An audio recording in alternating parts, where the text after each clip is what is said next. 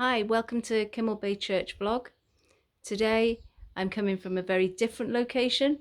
Today I'm coming from Moldova and I'm at Badacu Moldovanesc, a little village in the south of Moldova. We're here because there's a church here that we're linked with in partnership, and the church is Badacu Church.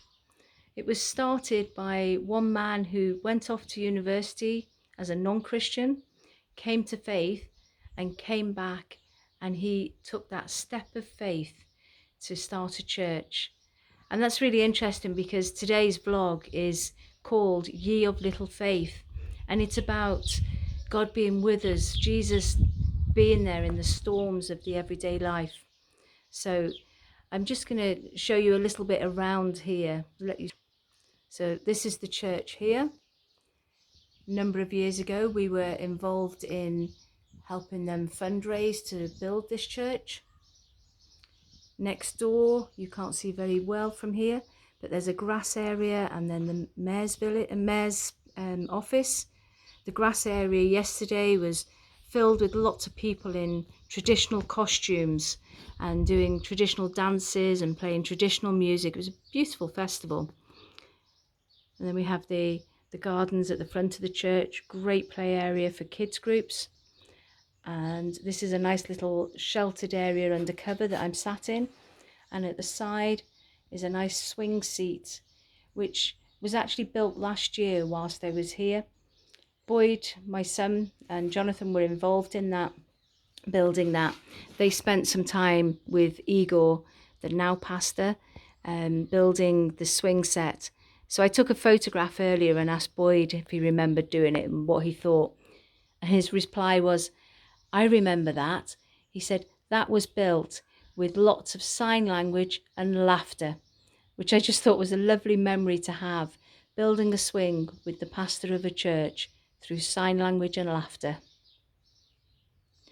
So let's look at today's vlog. Today's vlog, as I said, is called O Ye of Little Faith. At heart, God is a giver. Therefore, we are meant to receive. In other words, our lot is to trust, to rely, to depend, to believe, and yet listen to how Jesus commonly speaks to his followers. O ye of little faith. This is said in Matthew 6, verse 30, 8, verse 26, 14, verse 31, 16, verse 8, and in Luke 12, verse 28. 5 times Jesus describes his disciples' faith as little.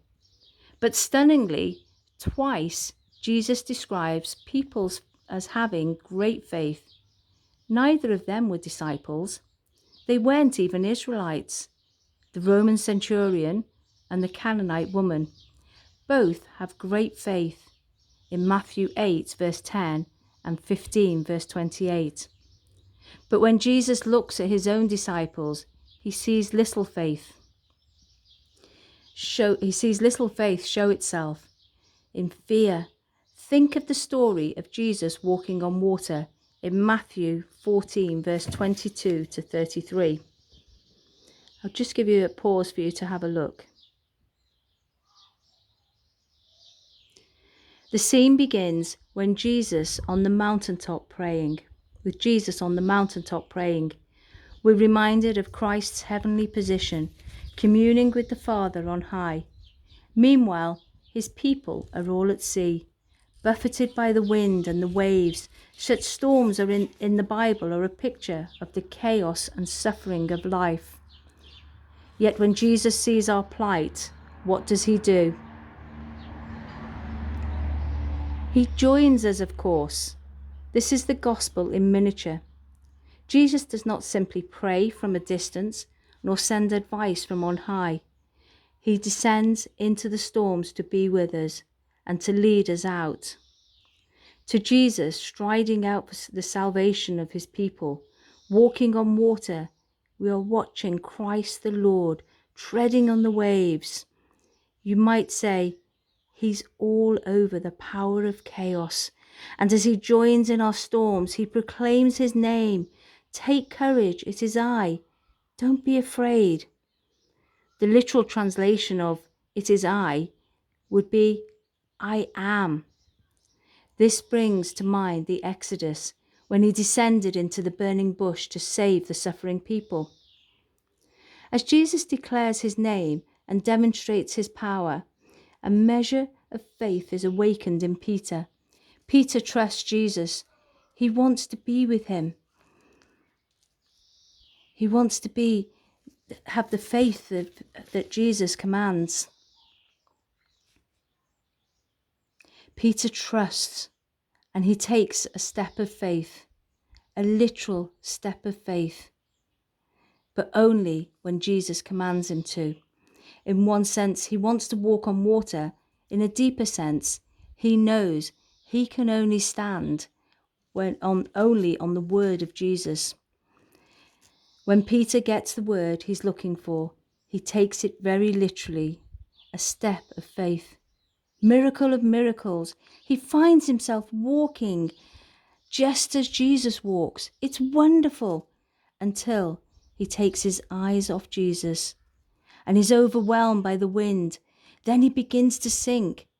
But even then, see how the grace of Jesus, this is not gravity acting, or Peter would have sunk like a stone. How slowly Jesus lets him down. How quickly, immediately, he then saves him. And this is when Jesus utters that famous line, "You of little faith, why did you doubt?" in Matthew 14, verse 31. But notice what Jesus is doing as he calls out Peter's faith, his little faith. Even as he makes this assessment, Jesus is stretching out his hand and holding Peter tight. It's vital to realize that at the end of the day, it's not Peter's faith that saves him. It's Jesus who saves him. He hauls him out of the abyss by his mighty right hand. Even as Peter is full of doubts, that's salvation. And that's what births true faith. You see, the true picture of faith in this story is not in the lake, but in the boat afterwards.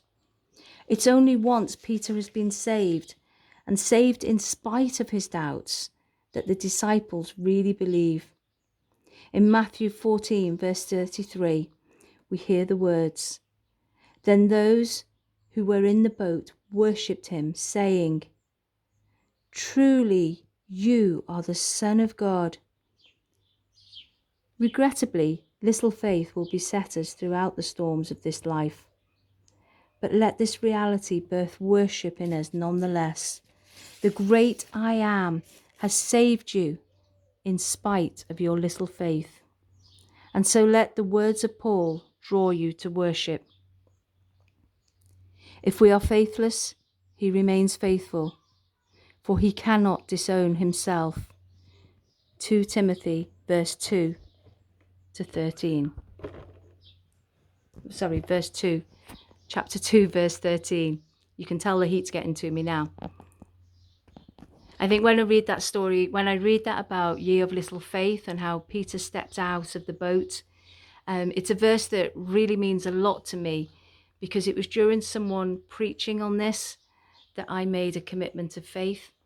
It was hearing someone talking about stepping out of the boat and trusting Jesus and keeping your eyes firmly fixed on him, that I made that decision myself to do that.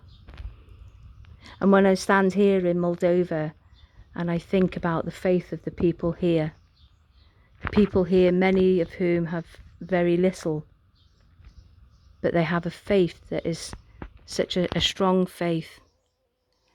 And they often do things that means taking a step of faith, like building a church building.